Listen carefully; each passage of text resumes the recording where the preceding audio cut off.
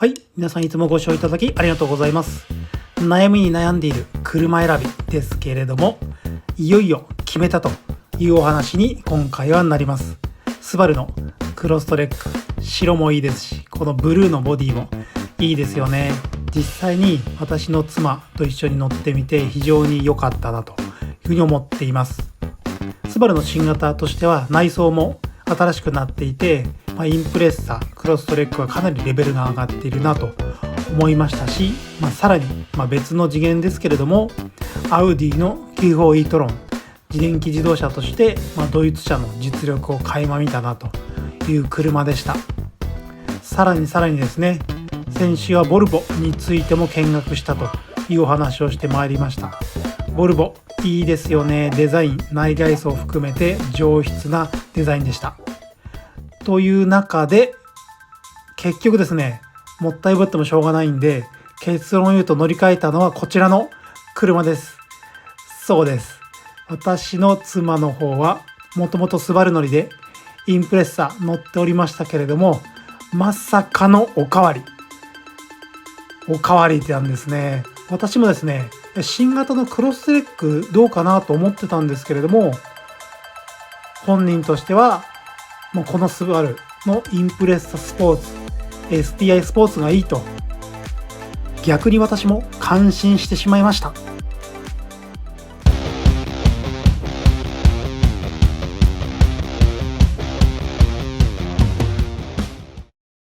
はい、ということで今回はスバルインプレッサスポーツ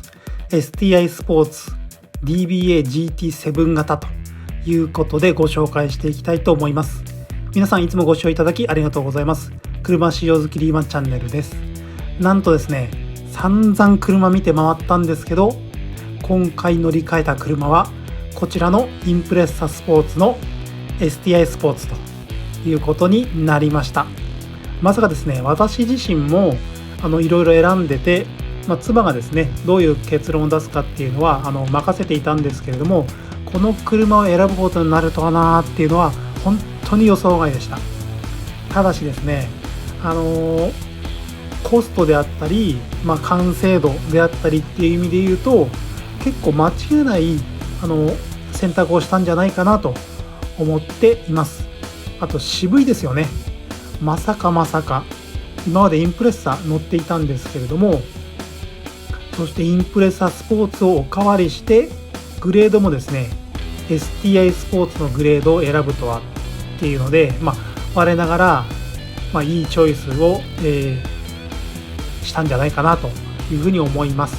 今見ているのはですね、現在新型が出ましたので一つ前の世代ということになりますけれども、認定中古車として非常に走行距離がですね短いもの、走ってないものがありましたので、そちらを選んだということになります。話し合ってですね、全然新車でもいいんじゃないかということを話していたんですけれども、気に入った車もあったし、お買い得に買えるのであればということで、なかなか賢い、我ながら賢い妻だなと思った次第です。そしてですね、今見ている、STI スポーツのグレードはですね、この後試乗していきますけれども、一番お伝えしたいのは多分スバルで1、2を争うぐらいしなやかな足を持った車だと思います。ここら辺はですね非常に玄人好みなんじゃないかなと思いますけれども、それを選んだということで私は自分の妻を褒めてあげたいなというふうに思っています。なんかもう根っからのスバリストですよね。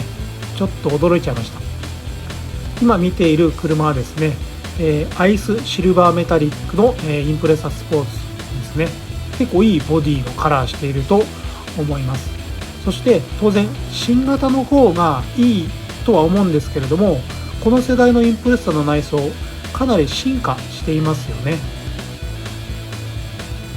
スバルとしてはですね SGP プラットフォームを採用したインプレッサとして、初、デビューしたのがこのインプレッサになるわけですけれども、室内の広さも改善されつつ、かなりですね内装質感アップしているなと思います。かなりこの世代からですねレベルが上がっているというふうに思いますね。当時は、フォルクスワーゲンのゴルフ7とかも出ていたので、非常に強力なライバルに追いつくために、スバルが一級入魂したモデルだというふうに紹介されていたかと思います。今見てもですね、内装かなりいいですよね。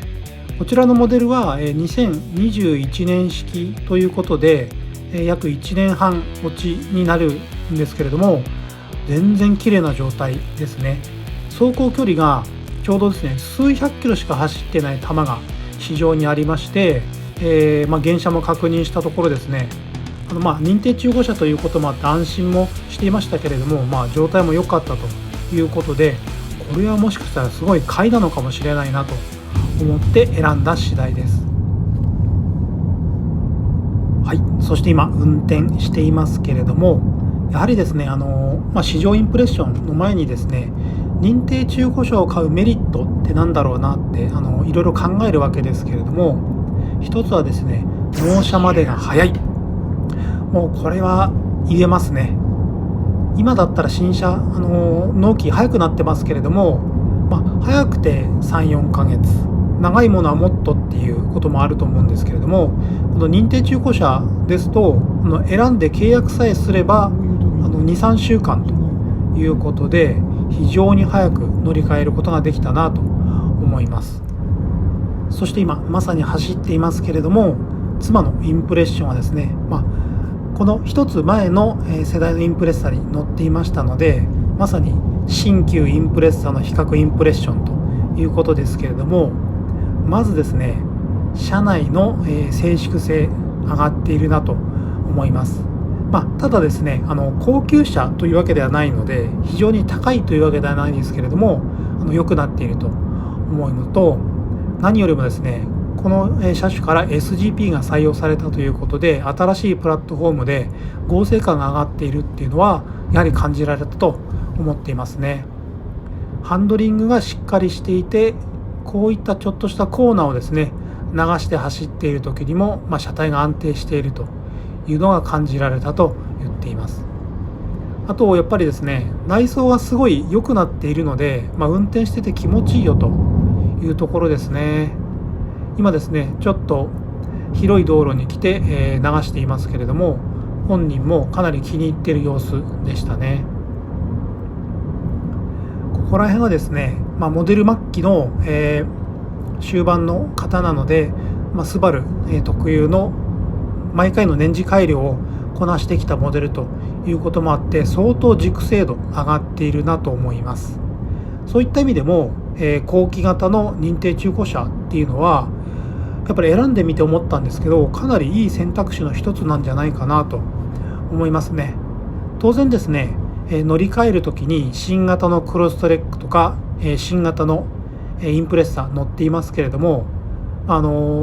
そっちの方がいい部分はやっぱり非常に多いんですけれども、この純ガソリンエンジンの水平対向4気筒の STI スポーツのグレードっていうのは、なかなか選んでいい選択肢じゃないかなと思えたので、こちらにしたということですね。いやにしてもやっぱりどんな車でも乗り換えて、ドライブっていうのは楽しいもんですね。私も今助手席に乗って、運転を共にしていますけれども、やっぱり気分がいいなと思います。これだからですね、やっぱり車の楽しみはいろいろあるなと思いますね。あとですね、新しいこの乗り換えた時に一つ思ったのは、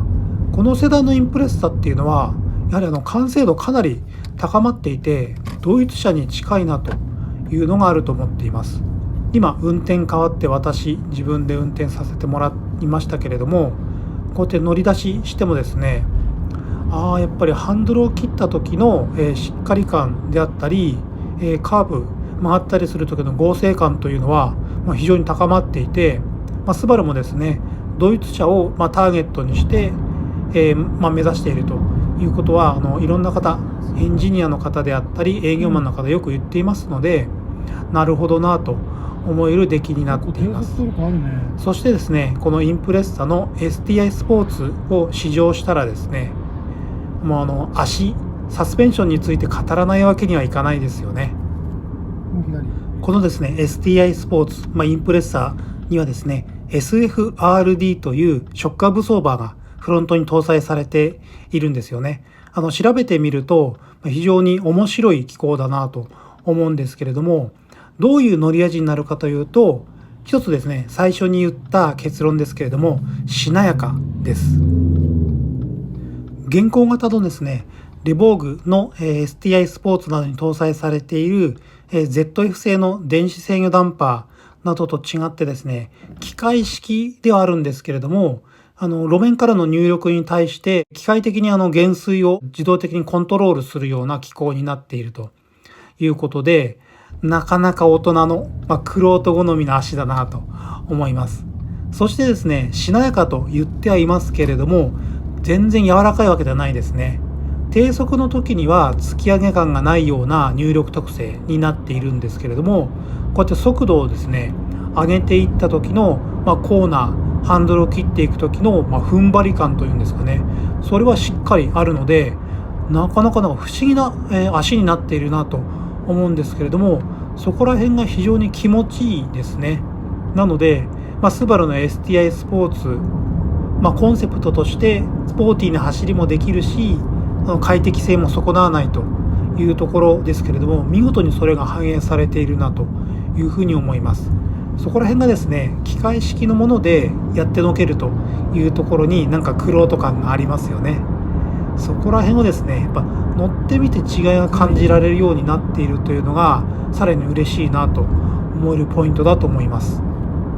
いやー、またですね、楽しい車が家に増えたなというふうに嬉しく思います。私もですね、買い物や少し出かけた時に運転させてもらうのが楽しみだなと思える車と思っています。そしてですね、今回、結果的に、中古車というのを選んだんですけれども、価格面でもかなりメリットはあったかなというふうに思っています。なんせですね、新型のクロストレックインプレッサーについては、上位グレードを選んでいくと乗り出して400万円ということになっています。そしてこの STI スポーツの旧型についても、新車で買うと乗り出して360万70万ぐらいということですけれども、この認定中古車になった時にはですね、低走行車で状態非常に良かったんですけれども、約100万円ほど安く買えたということになりますので、最新モデルではないんですけれども、熟成の後期型のもうほぼ、新車に近い状態というものを、100万円安く買えて、だいたいですね250万円ですね、乗り出しでだったので、お買い得だったかなというふうに思います。当然ですね、ボルボ、アウディ、そして新型クロストレックインプレッサーもう非常に良かったですし、それでもいいと思ってたんですけど、最後に選ぶのはですね、車を所有するもの、要するに今回ですと私の妻ということになりますけれども、最終的に横並びで見てこの車を選択したということで、やっぱり素晴らしそうだったなっていう面白い結果になったなとすごく感じていますですね。車ですね、人生のうちで何台も乗り換えることになると思うんですけれども、乗れる車が無限にあるわけじゃないので、人生で5台なのか8台なのか10台なのか、人によってサイクルは違うと思うんですけれども、その台数の中の1台で、この時にいいなと思った車に乗り換えられたというのは非常に良かったなと思います。はい、皆さん今回もご視聴いただきありがとうございます。いろいろですね、車見て回って最終的にどの車に乗り換えるんだよというのを思われたかもしれないんですけれども、結果的にちょっと予想外に私自身もなったなと思っていますけれども、これはこれで面白い結果だなと思っております。またですね、私自身の車の乗り換えというのも考えていかなければいけないと思っていますので、そちらについてもいろいろ楽しんでいきたいと思います。それでは皆さん、良いカーライフを。